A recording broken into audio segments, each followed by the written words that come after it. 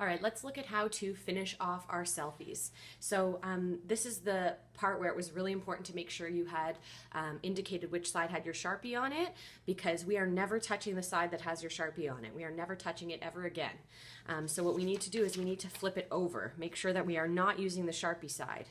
And what you're going to do is you're going to use sandpaper and you're going to go in a circular motion. Now something I've noticed is that it's much easier if you tape down each corner of your selfie, and you can just use a little piece of tape for each corner. You do not need to use a full strip, just a small piece of tape for each corner. And this is because sometimes when we're sanding, it tends to sort of move the paper a little bit, and that can sometimes cause it to rip.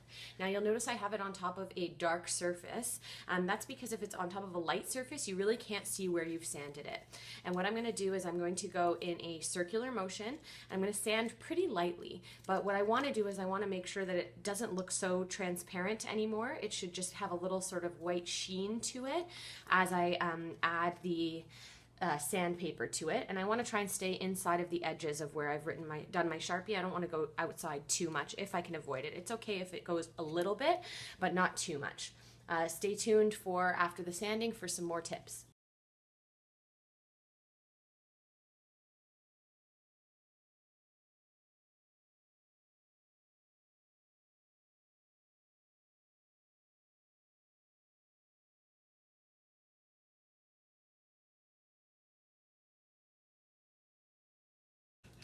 Okay, so how to tell if you've done enough sanding is lift it off of the table and sort of angle it into different light and see if you can see any more transparent spots through the acetate. And if you do, go back over those spots.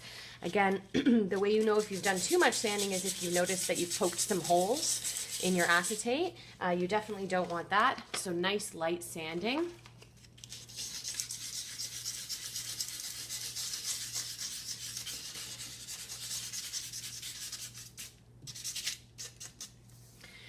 And if you really want to test if you've truly done enough sanding, what you want to do is use your lightest color, and you want to either shade your teeth or the whites of your eyes. And if you can see that white, you'll know that you've sanded enough. So I'm going to go ahead and apply the whites of my teeth, and I will also do the whites of my eyes.